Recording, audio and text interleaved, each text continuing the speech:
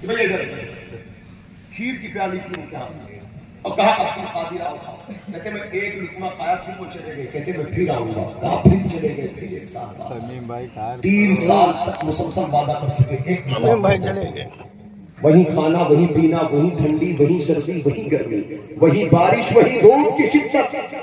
3 سال بعد پھر وہ آ کر کہتے عبد القادر میں نے بڑے بڑوں کو آزمایا ہے لیکن سب کو پھسلتا پایا, لیکن تیرا قدم ایسا جمع ہے کہ تو نے مجھے حیرت میں ڈال دیا.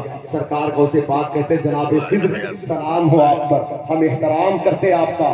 یہ تو میری ابتدا ہے, آگے آگے دیکھیے ہوتا کیا ہے. اعلیٰ حضرت فرماتے ہیں شکر کے جوش میں جو ہے وہ تجھے کیا جانے, خضر کے ہوش سے پوچھے کوئی رتبہ ہوتے. ایک دن میں بے ہوش ہو گیا, لوگوں نے سمجھا میرا انتقال ہو گیا. اہل بغداد مجھے پکڑ کر لائے, مجھے غسل دیتے, کفن پہناتے. کہتے ہیں میں اٹھ کر بیٹھ گیا, پھر میں جنگل کی طرف بھاگا. لوگ کہتے ہیں حضور جنگل کی طرف کیوں بھاگتے تھے آپ؟ کہتے قرآن کی ایک آیت مجھے جنگل لے گئی تھی, ففروا الی اللہ, دوڑو اللہ کی طرف, بھاگو اللہ کی طرف. کہا لوگ دیکھ رہے تھے میں جنگل کی طرف بھاگ رہا تھا, میں مخلوق سے کٹ کر اپنے خالق کی طرف بھاگ رہا تھا, میں اپنے رب کی طرف بھاگ رہا تھا, اپنے رب کی محبت کی طرف بھاگ رہا تھا, اپنے رب کی جستجو کی طرف بھاگ رہا تھا.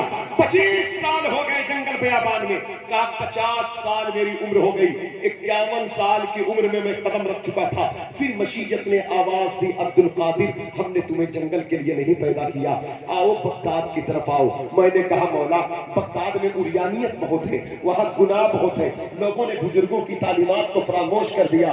بغداد بہت مقدس شہر ہے, لیکن موجودہ دور میں جو لوگ بغداد میں رہتے ہیں وہ جرم کو جرم نہیں سمجھتے, وہ گناہ کو گناہ نہیں سمجھتے. وہاں جرائم بہت زیادہ ہے, بات میں رشوت خوری ہے. بغداد میں جو ممبر تیرے اور تیرے حبیب کی عظمت کے لیے لگے تھے, میں نے دیکھا ہے ان ممبروں سے خلیفہ اور بادشاہوں کے خطبے پڑھے جا رہے ہیں. مجھ سے نہ رہا گیا, میں نے مخلوق سے رشتہ کاٹ کر میں تیری طرف آیا. رب نے کہا عبد القادر اب جاؤ کسی اور سے نہیں, آپ کو اپنے ممبر سے ہماری بات کرنا ہے. آپ شہر بغداد کی طرف پلٹو. آج غوث اعظم بغداد شریف کی طرف آئے.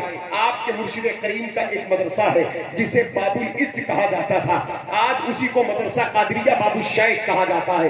ایک چھوٹا سا مدرسہ تھا, سرکار غوث اعظم نے وہاں پر قیام کیا, ایک ممبر لگایا. جب آپ نے خطاب اور وعظ کرنا شروع کیا تو صرف 3 آدمی بیٹھے. حضرات گرامی تقریر سے پہلے آپ کے زبان مبارک پر 7 مرتبہ رسول اللہ نے, 6 مرتبہ مولا کائنات نے لواب پاک ڈالا ہے. حضرات گرامی غوث پاک فرماتے ہیں میری محفل میں ولی آتے ہیں, نبی آتے ہیں, انبیاء آتے ہیں, مرسل آتے ہیں, حضور بھی آتے ہیں. سوال اٹھتا ہے جب غوث پاک بولتے ہیں ولی تو آتے ہیں, یہ بات تو سمجھ میں آتی ہے, لیکن نبی کیوں آتے ہیں؟ تو کسی نے کہا شفقتوں سے نوازنے آتے ہیں. اعلیٰ حضرت بولے ولی آئے, مرسل آئے, خود حضور آئے, جو تیرے پاس کی محفل ہے یا غوث. ولی آتے ہیں تو لینے آتے ہیں, نبی آتے ہیں تو دینے آتے ہیں. لیکن میرے دوستوں بڑے پیر کے در کی آواز آئی نہیں, مدینے والے مصطفیٰ دینے آتے ہیں.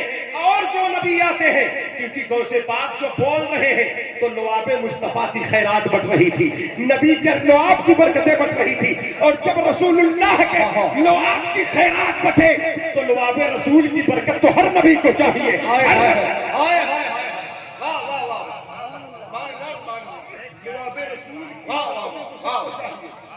آج غوث پاک میں 3 آدمی بیٹھے خطاب سننے کے لیے. پہلے دن ممبر لگا, اتوار کا دن ہے, سن 521 ہے, شوال کا مہینہ. سرکار غوث اعظم کی تقریر شروع کی. اتنا بڑا شخص بول رہا ہے جو قطب الاقطاب ہے, فرد الافراد ہے, وطد الاوتاد ہے, جس کی شان کریمی کا عالم یہ ہے کہ فرماتے امام واہ کیا مرتبہ ہے غوث بالا تیرا, جس کی عظمت کا عالم یہ کہ بغداد کے بڑے مشائخ علی بن حیدی, بقا بن بطور, سہیل تستری, ابو سعید تیلوی, یہ بغداد کے ان بڑے مشائخ میں سے ہیں. جب غوث پاک چلتے تو ان کے قدموں کے پیچھے بقیاں چلتے, اور ان کے غوث پاک کے قدموں کے نیچے کی خاک کو لے کر اپنی آنکھوں پر لگاتے. غوث پاک فرماتے بقا یہ کیا کر رہے ہو, علی یہ کیا کر رہے ہو, ابو سعید یہ کیا کر رہے ہو؟ تو رونے لگتے, کہتے حضور ہمیں کرنے دیں, ہمیں منع نہ کریں, کیونکہ ہم نے اللہ کی محبت اور اس کے عشق کی چاشنی کو چکھنے کے لیے اتنا مضبوط راستہ نہیں پایا ہے. حضرات گرامی ایمان کہتے ہیں سر بھلا کیا کوئی جانے کی ہے کیسا تیرا, اولیاء ملتے ہیں آنکھیں وہ ہے. واہ واہ, पगड़ियां उछलती थी बड़े बड़े मशाइख के बगदाद की जमीन पर। आज तो 3 लोग बैठे थे, जब तकरीर शुरू हुई तो सिर्फ 3 आदमी आवाज दिया, कहा ऐ पहाड़ों पर बैठकर खास खाने वालों। लोगों ने कहा हुजूर पहाड़ से किसको बुला रहे हो? कहा सूफिया ने खानकाहों को सूनी करके बगदाद के हालात को देखकर जंगल चले गए, मैं उन्हें आवाज दिया। कहा ऐ उलमाए किराम, ऐ दरसगाहों को सूनी करके गोशा नशीन होने वालों, आओ शेख अब्दुल कादिर जिलानी, अल्लाह का हुक्म बनकर तुम्हारी तरफ मुकर्रर किया गया है, आओ हमारी तरफ आओ, हम तुम्हें ड्यूटी देते हैं। फिर कहा ऐ आबिदो, ऐ जाहिदो, ऐ साजिदो, आओ हमारी तरफ आओ। उसके बाद कहते हैं ऐ बगदाद की सरजमीन पर उरियानियत फैलाने वालों, तुमको हया नहीं आती। बगदाद मारूफ करखी सिरी सख्ती जुनैद बगदादी पहलवाना अबू बकर शिदरी गुलफरा तूसी इब्राहिम खवास की जमीन है। बगदाद की जमीन पर फिक्र गजाली की धमक, बगदाद की जमीन पर बिशर हाफी जैसा शख्स, इमाम आजम जैसा इमाम, इमाम अहमद बिन हंबल जैसा फिक्री इस्तेदलाल पर महारत ताम्मा रखने वाली अजीम शख्सियत मौजूद है। आज तुमने अपने गुनाहों की वजह से बगदाद के हालात को नासाजगार कर दिया, इस कदर खराब किया कि बगदाद के सूफिया पहाड़ पर चले गए, उलमा दरसगाहों को सूनी कर गए।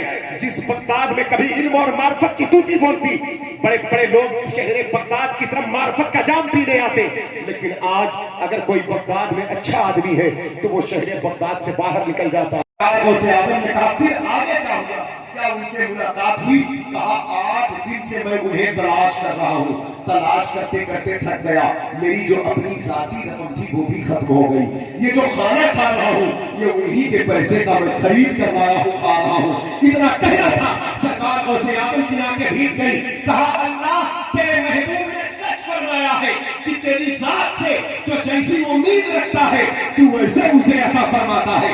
मेरी अपनी चाहत होती है कि मैं अपना खिलाऊं, लोगों का ना खाऊं। शुक्र है तेरा किसी और को नहीं अपने ही दस्तरखान पर बिठाया है, अपना ही खिला। नारे तकबीर, नारे रिसालत, अज़मत गौसे आज़म, फैज़ान गौसे आज़म, फैज़ान अब्दुल वाहिद, आमदे सरकार हुसैन मिल्लत। आज हमारे हालात ये है, आज हम दर दर लोगों के चेक देखते हैं, लोगों के जमीन जायदाद पर नजर करते हैं।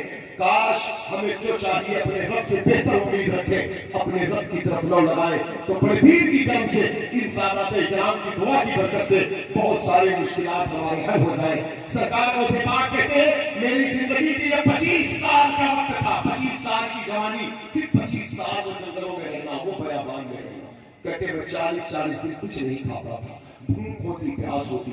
कहा कभी कभी तो ऐसा होता कि लोग मुझे पत्थर मारते, कहते कि पागल है, अब्दुल कादिर दीवाना है, बहुत बड़ा आलिम था, दिमागी तराजू इसके खराब हो गया। कहा सांसों में इंतशार पैदा होगा, इस कदर निकाहत महसूस होती कि लगता कि मेरी सांस के डोरे टूट जाएंगे। मैं क्या देखता, शैतान अपने पूरे लश्कर को लेकर आता मेरी तरफ, आग के गोले लेकर आता, भयानक शक्लें उनकी होती, वो मेरी तरफ बढ़ते और चीख कर कहते अब्दुल कादिर तू हट जा, जिस राह पर तू लगा है हराम हो जाएगा। सरकार को से आदम फरमाते हैं थोड़ी देर में कुछ एहसास कमजोरी का शिकार होता, फिर अचानक मेरे अंदर से आवाज आती अब्दुल कादिर उठ, हम तेरे साथ हैं, कर मुकाबला इनका, हम तेरे साथ हैं, मेरी मदद तेरे साथ है। गौसे पाक कहते हैं अल्लाह का नाम लेकर उसका, और मैं कहता औज़ु बिल्लाहि सुल्तानिन नसीर मिन शर्रि शैतानिर रजीम व मिन शुरूरि ज़ौजतिही व कुल्li ज़ुर्रिय्यतिही व जुनूदी। कहते मैं उसका नाम लेता तो पूरे शैतानी लश्कर धुआं हो जाते, उनका वजूद खत्म हो जाता। कहा इस तरह बरसों के हालात होते। कहा एक मर्तबा बहुत तेज भूख लगी थी, भूख के हालत में मैं बेहोशी के आलम में था, इतने में अचानक मैंने क्या देखा, एक शख्स आया, बड़ा नूरानी चेहरा था उसका, मेरे करीब बैठा, मुझे उठाकर कहता अब्दुल कादिर उठो तुम खाना खा लो। मैं उठा तो मैं पहचान लिया, मैंने कहा कि आप जनाबे खिज़्र अलैहिस्सलाम है। कहा हाँ हाँ मैं जनाबे खिज़्र हूँ। तो कहा कि आप क्या अल्लाह के हुक्म से आए हैं? कहा हाँ अल्लाह ही के हुक्म से मैं आया हूँ। आप लीजिए, आप खाना तनावुल फरमाइए। सरकार को से बात फरमाते हैं, सरकार को से बात फरमाते हैं, बड़े पीर दस्तगीर रज़ी अल्लाह तआला अन्हु कहते मैं उठा और उठ करके मैं जब एक लुक़मा आया उसके बाद जनाबे खिज़्र कहते हैं मैं जा रहा हूँ।